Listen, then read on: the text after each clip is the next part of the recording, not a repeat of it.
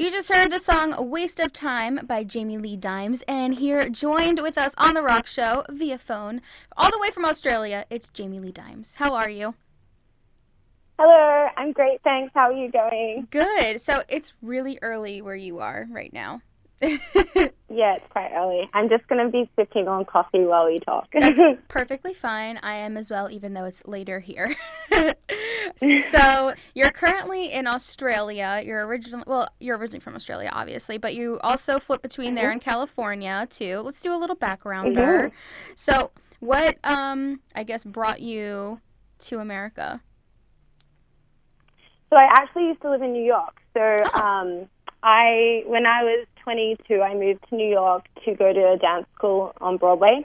And I guess, like, my whole childhood, I'd always, like, fantasize about moving to New York as soon as I could. And then as soon as I could, I literally did. And, yeah, like, I lived there when I was 22, but it kind of, like, killed me that year because it was very, like, a brutal city. Yes. And then I moved, yeah, like, it was pretty intense. And then I moved back and just had to work on, like, my artist visa and just develop some more stuff. And then I went back to California to stay in the desert for 2 months. And then that kind of was a life-changing trip. And then I went there, I wrote some music, like my first body of work that was inspired by my year in New York. And then I moved back to New York, and I kind of repeated the same cycle, but way better. Like, I kind of failed the first year because I was young, I was naive, I partied a lot. The distractions were real in New York. But the second year, I was, like, a lot more focused, and I had, like, a lot of purpose. I got a lot achieved, and yeah. So then I was there for, like, a few years, and then I moved to California at the end of 2017. And yeah, like, I've just been living between California, New York, Mexico, and Australia, pretty much. So this is kind of cool. I want to go back to this desert thing. What were you doing in the desert for that time? Okay, so, well, I've been turning this space into a music studio. So I've had quite a lot of people come out and record albums, write albums, and we even have Vice documentaries shoot some stuff out at the house. So when I was there for 2 months, in between living in New York 2 times, I stayed with my friend who had a house in Joshua Tree. And when I was in New York, I don't know, it must be like the energy I give off. A lot of people would always come up to me and say, "You should go to Joshua Tree, you would love it." And I didn't know what it was. And then my friend from New York bought a house out in Joshua Tree, and so I went and stayed with her. And I didn't really know what I was getting myself into because it was the middle of summer. I'd never been to the desert. And so I just was like, can we swear on this? I will edit it out if you do. Yes. Okay, I won't swear. I was just like, yeah, let's do it. So I went there for 2 months, and what I didn't realize was how, like, distracted I had been, and my life was filled with a lot of drama. And when you're in the middle of the desert for 2 months, you quickly realize, like, a lot of your issues. So I don't know, I just had to ground myself, and that's when my life changed because I just started channeling my energy, and I have a lot. So I just started writing a lot. I started a business, like a vintage business. Oh, wow. What do Yeah, you do so I for did the all this vintage? stuff. So I was just doing styling and curating collections, but I was really passionate about sustainability. So that was just like my outlet because the music industry is quite volatile, and, you know, there's a lot of, like, it's very unpredictable. It's inconsistent. It's, like, filled with rejection. And so when you have something else to put your thoughts and brain into, it feels really good.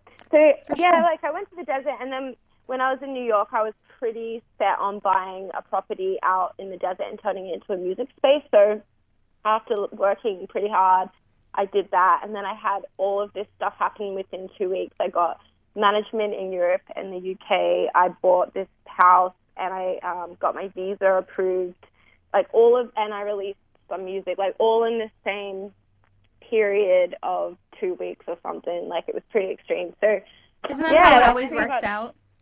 It's like nothing for years, definitely. and then everything in a day. Yes. That's Oh my funny. God, yes. I would like to like change that though. It's pretty intense. But yeah, so that's pretty much it. And I spent the majority of my 20s living in America, and I feel more connected to California now just because it resembles a lot of where I grew up on the Gold Coast. And I, yeah, I love it. And it's also really close to Mexico, so you can literally just cross the border and fly to like anywhere in Mexico for like $20, and it's amazing. I was gonna say you probably should just fly. You might want to be a little careful crossing the border these days. Yeah, I've done that, and it is definitely like, That's yeah, I wild. definitely when I was on my last tour like 2 months ago, I was so jet lagged from Australia, and I was in 23 cities and 5 countries in 3 weeks, and I had literally I just recorded my album in Australia and done my first tour in Australia. Got to America, was there for 2 days, and then I got a flight out of the San Diego Tijuana airport. But I was so jet lagged that I thought I was crossing the airport bridge, but I was crossing to downtown, and the people at the border thought that I guess I maybe resemble that I look like I'm from Mexico. So they just like Oh my God. said, "Come on through." I didn't get a visa, and I had $1,000 guitar, and I just ended up in downtown Mexico with. Yeah, it was stressful. I Wow. was very jet lagged, but it was all good. It was chill, and it was a cool way to start my tour. And like a really good story to tell the grandkids. Yeah, exactly. That's so funny. So I do want to kind of go back to the beginning. So obviously this is kind of your coming up story, but what got you inspired into creating music? I've been doing music pretty much all my life. Since I feel like everything in my life has always directed me to have an outlet in music or dance or drama. My family, some of my family are musical, so I always had musical instruments around. I was always encouraged to pick up a guitar and play piano, and I had lessons when I was a kid, but I don't really do well with people telling me when I can do something, so it wasn't in the lessons that I kind of took a liking to the idea of being a musician. It was just in my own time, probably when around 15.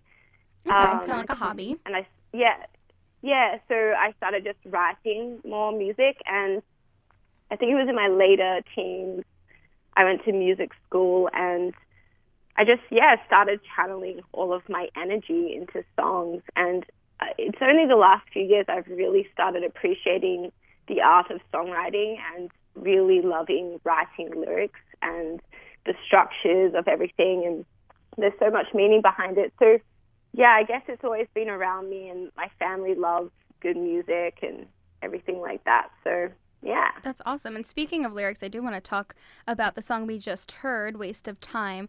That's a beautiful song, by the way. Thank you so much for sharing it with me and the show. I want to talk about the lyrics a little bit. So what's like the story and your inspiration behind that one? So, as I'm just going to take a sip of my coffee. Go for it. Do your thing. So, I guess, this song started off, it's had like about 4 different versions. When I started writing it, I had management, and we were shopping. I was writing all these songs for Universal Records in Europe. And so it's very different to like the other music that I had previously put out. The song, I guess it's kind of dark, but I was going through some family death, and I just started reflecting on how I would feel at the end of my life if I didn't achieve the things I wanted to achieve, or let fear get in the way of me making life decisions. And a lot of people do. A lot of people don't do the things they really want to do because they're afraid. And I had 2 friends call me up wanting some advice, and I just was like telling them that I think what had happened is they had walked forward and they were like making all these changes, and then they were about to turn around because they were freaking out that they had made all these changes in their life. Like one had moved to Europe, the other one had moved to LA or something like that. And so I was just giving them some pep talks. I don't know, my friends seem to call me when they want some positive vibes. And yeah, I guess so the idea was just about not wanting to regret anything at the end of your life, and like not letting fear dictate who you are, and That's just beautiful. I guess, and not letting your life be a waste of time. It's relatable, I guess. It is very relatable. There was a line in there specifically, "You're only happy when you're sad," and I feel like I've heard that before, but I feel like in your song, it hit me a little bit harder. Like it struck a nerve. I guess going along with the other lyrics in your song as well. Yeah, and this like perfectly portrays, I guess, what you were getting at. I think it's something everybody grapples with. It's like, did you really want to waste your entire life? Like, do you want to be happy? Like, what have you done in your whole life, you know?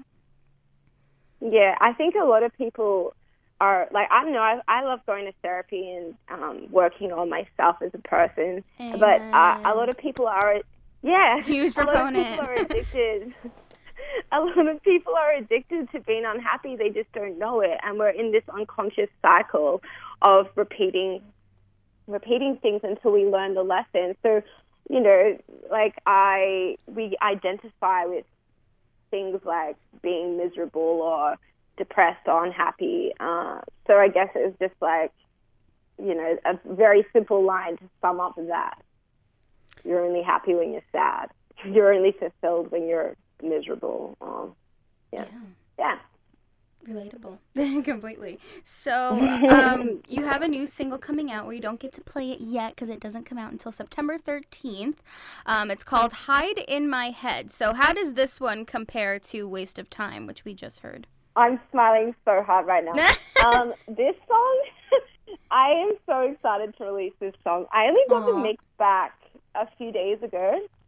So this song, like all year I've been recording, and let me just try and wake up a little bit. Hide in My Head is going to be a hit. I'm very excited. I wrote it with a producer called Tim Maxwell, who is based in Melbourne, Australia. I was doing music with his brother and hanging out at their house a lot, and he heard the song and just said he wanted to produce it.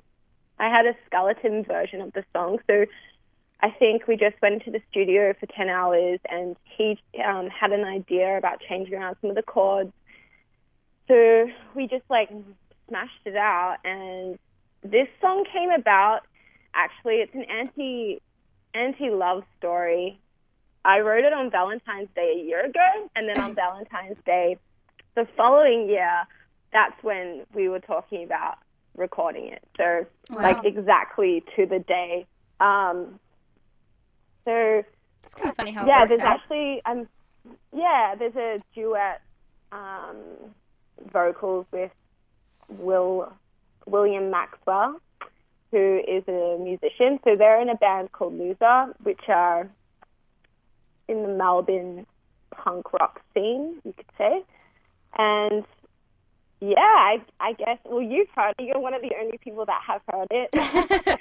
It's a lot more upbeat and it is. Like, well, I'm getting nervous. I don't know what to say. Don't get nervous. No, this is exciting. This is how you know. Isn't it such an exciting feeling when, like, you know that this is your jam? Like, this is going to be the song that makes you, like, this is it. I feel like that's how you're feeling right now.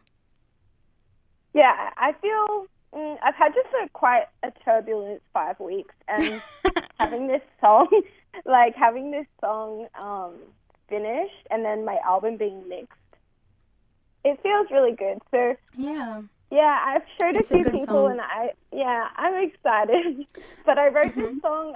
I guess, you know, when you're in a car and you're in a bad relationship and you're like looking out the window and they're driving and you're like, I need to exit this relationship now. Like, it how was you know the it's idea over. of like, yeah, you know it's over because you're in the car and you're like looking out the window. You're like, get me out of here now. This has to end like right now. Yeah, and it can be hard to get out. The idea of, oh my God, yeah, you're in this love bubble, which is so consuming. When you know something's over and it's just lingering on, kind of.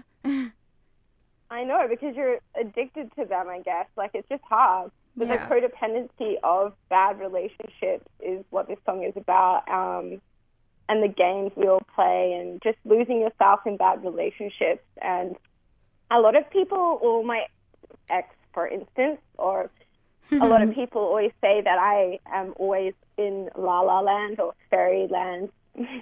But when people are like going on at my face and I don't want to deal with them, that's my escapism. I just check out mentally. So the chorus, "Heart in my head, don't follow me," is about like, leave me the hell alone and just let me do my thing and please just go away. Yeah, like let me deal with this on my own. Yeah, and just not wanting to be in the present moment because it's uncomfortable and painful, and so I'll create this world in my head. Yeah. Awesome. Well, this is super exciting. We will play it eventually. We just can't do it until after September 13th. But it's super exciting. This is a great time for you. You just mentioned you just finished, or you're still recording an album? You're finishing it up? So I finished recording a couple of months ago, and it's being mixed with the person who produced "Heart in My Head." And then when can we expect that out? So it's next year, around March. Around March. There's a few things that need to happen first, but I'm going to be touring America in March, so I'm aiming for it to be then. But I just need to get a few things done first. But I'm really excited for this one because, well, I wrote this all in Mexico, and then I ended up recording it with one of my favorite band members.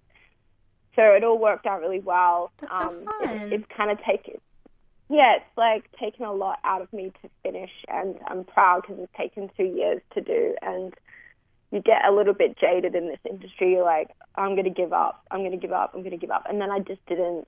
Like, everything could have stopped me. Like, a gas boiler blew up on my face as I was recording this. Like, all this crazy stuff. I've had 2 deaths. I've had, like, a breakup of a 4-year relationship. Just a lot of turbulent stuff.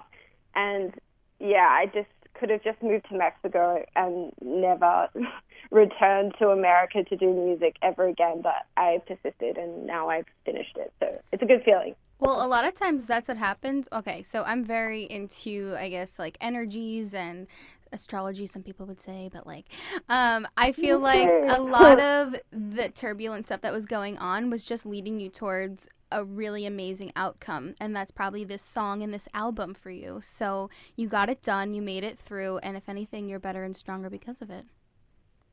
Exactly. Thank you. Yeah. No, I think this is such a pattern. Birthday?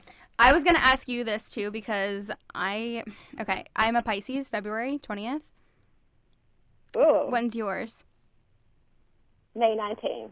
So I'm a Taurus, Gemini. Taurus. Very Gemini. But it's funny that my mom's a Taurus, so I love a Taurus. I was actually going to ask you. Very musical. I don't know if you ever do like your whole entire chart, but my Lilith sign is a Gemini. I'm like a double water sign. I'm a Pisces sun and then a Scorpio moon. So I'm a Scorpio moon as well. Okay. And then so my my Lilith sign, which is like way down at the bottom. Most people don't normally do the Lilith sign, but I did it, and mine's a Gemini, so I can kind of relate. Yeah, I've definitely, I'm a bit hooked on that stuff as well. Yeah, I think I have like 5 planets in Gemini, and I'm on the cusp, so definitely got that. I think that's why I'm like addicted to moving around. Like, I've been in one place for 5 weeks and I'm losing my mind. Yeah, I've had to start running. Yeah, I like change a lot. But yeah, I definitely am fascinated by all that kind of stuff too. Me too. Crazy. So I do want to talk about tour a little bit too. So what can we expect from your tour that begins in March? So I'm going to kick it off. Well, it's all being planned and everything, but it's going to be a pretty big tour. I'm going to do all of the South. So I'll be in Austin, Texas for South by Southwest. Ooh. And then there'll be like, I'm still rooting it all out, but obviously I had to cancel 2 shows from the tour that I was just on because I had to come home for a family emergency. So I'm going to do Vancouver and then go down to Seattle, Portland, and then all of California, and then maybe do that before South by Southwest, and then all of the South, and then go up the East Coast. And then it's exciting. I was going to ask you if you're coming to the East East Coast. It's being rooted out, so very cool. I'm just trying to remember like where the states are, but yeah. It should be like a beautiful circle, and I think I'll be there for at least 6 weeks. So. Awesome. Everyone that's in New York listening to this should definitely come. Yes, come to New York and we'll check you out.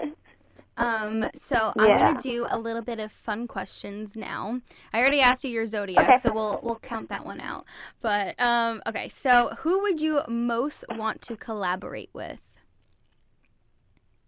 The first person that came to my mind was Trent Reznor, so from Nine Okay. Inch Nails. So I guess it's Trent Reznor or Stevie Nicks. I love Stevie Nicks. Love Stevie Um, Nicks. But but Trent Reznor would be so I cool. think Trent, I think Trent Reznor because I definitely have a gothy side to my Yeah. music, and I would love to work with him. Maybe it will happen one day. I saw him live It in will. New York a couple of years ago, and it was really good. They hadn't played a show in years, and I was front row, and everyone put their phones up, like hundreds of phones, and I just screamed, "Get your effing phones down!" And everyone listened to me and took their phones down. It was like the Yeah, he's best not having moment that. ever. He's like the Yeah. live in the moment type Anyway. of person. Yeah. That'd be a very cool Yeah. collab. And then like Stevie Nicks, of course. Like everybody just wants I want to Yeah. just sit in front of her and stare at her. Like she doesn't have to move, talk, nothing. Like I just want to see her in person. Yeah, I know, right? She's amazing. So what are some of your favorite foods? Fan questions. Definitely Mexican food. I was just in Mexico for 6 months, and I definitely I've always loved Mexican food, but being from Same. Australia, you don't really get good Mexican food. So I learned how to make like some of the traditional dishes and the salsas and like tacos, definitely like fish tacos or like mushroom Love a fish taco. tacos or Mhm. Nepali tacos. So good. I'd say that would be my favorite food. I agree. I feel like I was like born in Mexico in a past life or something like that because I just love Mexican food so much. Me too. So I love Mexico food and Mexico. People Yeah. there are amazing. I've never been, but I'll take your word for it. You should go. You can get like $60 flights from New York. Oh wow, that's like really cheap. I didn't Yeah. expect that. Yeah. So well maybe I'll have Yeah, to do it's it. really cheap. So California or Australia? California. Interesting, because you're from Australia. You don't ever like miss home. Yeah. I was born in New Zealand, so Okay. I think, and I moved countries when I was 10, so I don't really feel connected to Australia, and to be honest, the people here can be quite racist, so I don't know, it's backwards. I love it so much, but there's something inside of me that doesn't feel like this is home, and I feel more at home in California. Okay. I get that like 100% though, because I've done like the whole moving thing and I'm originally from Florida and I feel like I'm more at home in New York. Like, even though I wasn't born Yeah. here at all, like I can understand that. But it's like a whole change of And Florida countries. is very much, yeah, Florida is like more like California, like the environment. Yeah. So New York is such a change from Florida. It is. I like the hustle and bustle, but it can be, like you said before, like just very hard and, I don't know, rough, I guess. New York definitely is hustle city. Like, Yeah. I was there a couple of months ago, and I used to love coming back to New York because I'd see how much I'd grown as a person. But now it just reminds me of just working so hard and punishment and like just hustling. Like, you gotta hustle so You do. hard, and no one understands. And then people think you're like living this beautiful life in New York. You're like, do you know how hard I work? I know. And you're probably intense. living in a cardboard box. You're not living anywhere near Central Park or anything like that, which is what people Yeah, think you you're like live. living in Brooklyn. There's 5 roommates. I know. And like hungover every day just because it's like your neighbors next door are partying till 8 a.m. and you need to drown out the noise. And, like, or just like super you go to a sad. dive bar and have like $3 like shot and beers. Say it louder Like, for the people cheap in the beer, back. Yeah. That's I so ended up moving to Jersey my last 3 months in New York because I had my own apartment. It was so cheap and it was so beautiful, but the commute was way longer. Yeah, that's the only thing. Like, everything's cheaper in Jersey, but you have to commute a little ways, too, which kind of sucks. And it's like a totally different state, and it definitely feels like it too. Like, as soon as you get in the tunnel, you're like, damn, I'm going to Jersey. I Like, know. it's different. A light kind of opens up because they don't have as much pollution as New York. Yeah, and they're very clean. They don't Yes. have trash on the on the road. Exactly. That's so funny. All right, so my last and final question. As an artist, where do you see yourself in the future, and what kind of artist do you want to be? I've had to reflect on this quite a lot the last year because I had some opportunities presented and it would just involve me being not the person, like not representing my values. So Inauthentic. I feel like I'm pretty political and it's really important for me to do art that is meaningful and has a voice, like speaking something I believe in. Like it has to be political or just something that's real. I don't want to ever be writing something that has no meaning whatsoever. Absolutely, yeah. I think anything I want to do is communication based, so that's important to me. I would really like to be recording albums and not having such a long gap between and performing. Like I used to get really anxious to perform because I'm such an extrovert in my personality and such an introvert in my live performance, but I've finally conquered that. So ideally, the life would be to record albums, release music, and tour all the time, and then be political on the side. Start hosting events that are. My friend and I have this new series of events called Mahila Festival, and it's about women's rights and human rights, and just educating a lot of women on their, a lot of different things. It's just embracing art, culture, blah blah blah. I love that. So it would be like using my platform as a musician to do good, Absolutely. I think you should. I love that for you because I think if you're going to have a platform, you should use it for something good and not just for yourself, I guess. So I think that's awesome that you want to do that and use a platform to spread good things in the world. Yeah, I think a lot of, I don't know, I've been surrounded by a lot of, I can't swear, so a lot of You can idiots. swear. I can bleep you. Idiots, gotcha. Thank you for censoring yourself. Especially like being in LA and New York. Yeah. And sometimes Melbourne.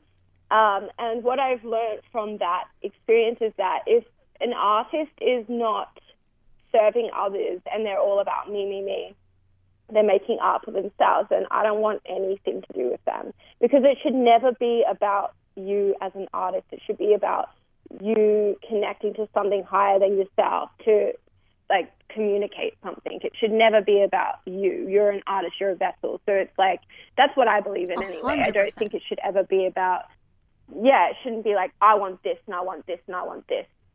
And like the fans love me and blah, blah, blah. Like I would never want to be like that. I would want, it has to be like coming from an authentic, real place. And that every time I do something or make a decision, I think, is it serving me or like the purpose of what I'm trying to achieve? So I even feel that way. I guess, yeah. Yeah. Like with radio too. You feel, yeah. So like I don't want to just be like a DJ playing songs and like giving you free tickets for stuff. Like I want to, kind of inform on different cultural things and just touching base and like spreading positivity and awareness wherever I can and like using it for a good thing, not just to like, give people free stuff all the time, Yeah, well, you've got a very high power, and right now in society, now is the time, like it's like we need to do our jobs as artists. And Absolutely. you're like, you being like, you've got a lot of power to influence a lot of people right now. They're listening as they're driving or whatever they're doing. Yeah. So it's like, it's, and like you do when too I lived with in your New York. music. So I think people that are in the communication sector like need to step up their game a little bit because the world's a bit crazy right now. We could do a little bit better. But when I was in New York, I was hanging out a lot with some of the activists from the Occupy Wall Street movement that were the organizers of it. And this girl that I lived with, she actually got sent to jail for it and then got this crazy book deal. But anyway, long story short, I didn't even know I had rights as a person. Like all this stuff. Like I never used to be very political until I lived with her. And what I took from that, though, was that she would be in all of these campaigns and everything, and I could see that they were just kind of like screaming on the sidelines at people on how to change, and no one would really respond. So what I took from that is that you have to be really subtle with communication. You have to get on someone's wavelength and level, and you've got to put yourself in their shoes so you can understand them, so you can actually communicate what you're trying to say to them and they understand it, instead of just going, I think this and I think that and you should agree. Absolutely. Yeah. So it really, that whole experience really influenced me as a songwriter, because like I don't want to write one thing. I want everything I write would be so someone could take 5 different angles from it, if you know what I mean. Like, yeah, I don't know. I love this. Yeah. Jamie Lee Dimes, you are more than just a singer-songwriter. You're an activist. You are a political front of a sort. I love this. We'll have to be friends when they come to New York. Yes, we'll have to get political. We will grab lunch or something whenever you come here, because I'd love to chat. So this has been cool. So good. Yeah. So tell everybody where they can follow you on social media if they want to learn more. I have Instagram. I'm loving Instagram these days. Jamie Lee Dimes Music. And I don't really use Facebook, but I've been told I have to start using it more. So Jamie Lee Dimes is my music page. And YouTube, I have a link on my Instagram with my latest video out and my single, which you can download, stream, blah, blah, blah. All the works. And yeah, that's about it. Awesome. Well, thank you so much. Stay on the phone. I'm just going to wrap up. But thank you so much. This has been so much fun and informative. I loved having you on. And yeah, I love a different perspective and viewpoints. This has been very cool. Thank you so much. Thank you. I'm so grateful. Yes. Thank you so much. I can't wait to meet you when I come to New York. Yes, can't wait to meet you. And I can't wait to play your song on September 13th, Hide in My Head.